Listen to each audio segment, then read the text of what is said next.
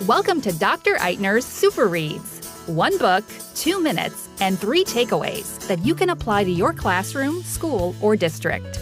Let's get right to it. Here's Superintendent Eitner.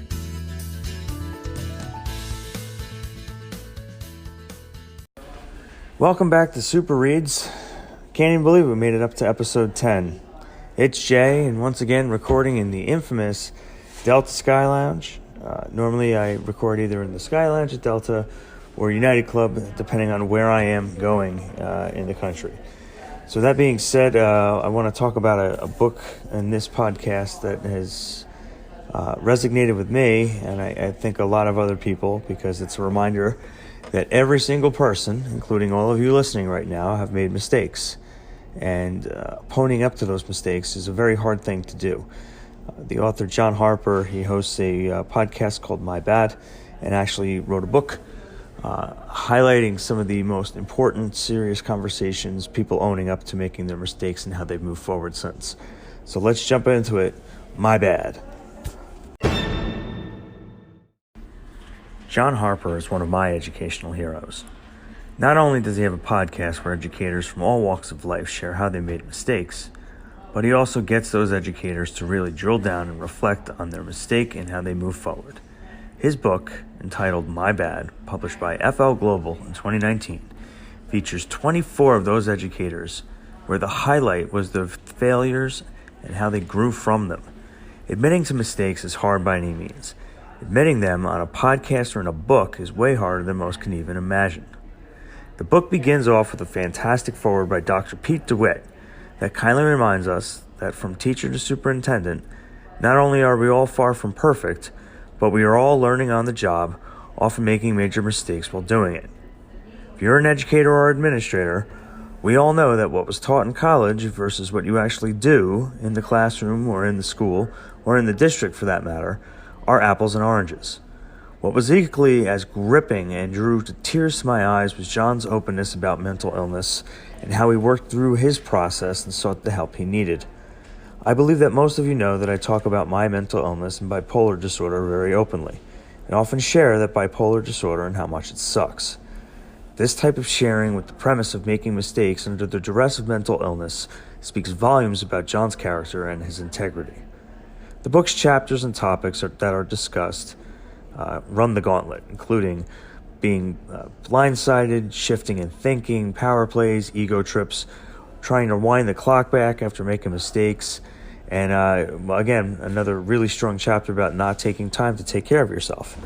Throughout the book, Jon laces his thoughts into each of the interviews, but then also emphasizes in much larger print how some of the major points of the story is being told, which allow you to refocus on the matter at hand.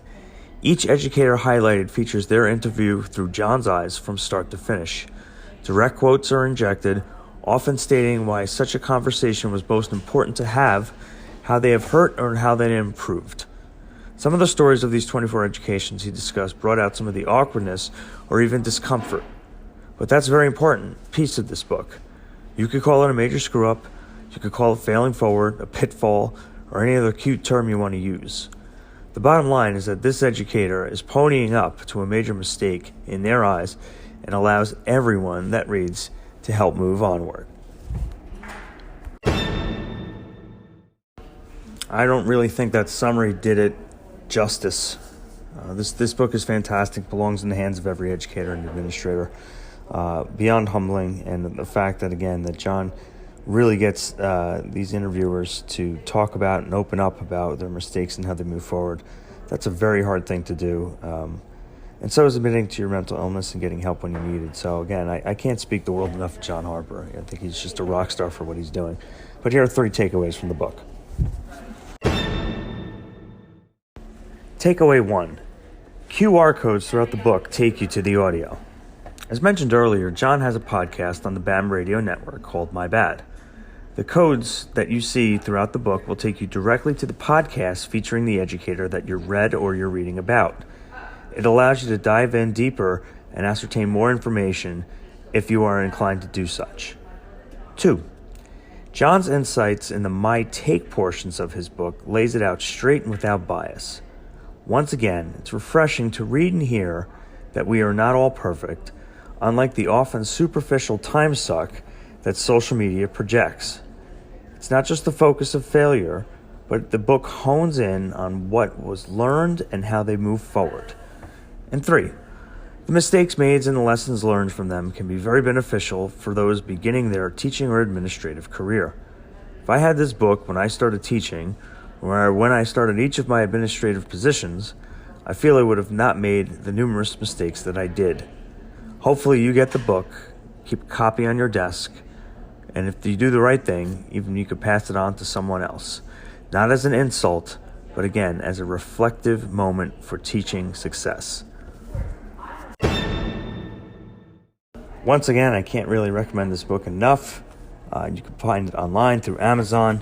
If you want to get a hold of Jon, he's on Twitter at Jon Harper, JonHarper 70BD. He's also on Voxer and Facebook, but you can get all the information from his Twitter profile. I highly recommend you connect with him because, again, he's the man and he's really awesome.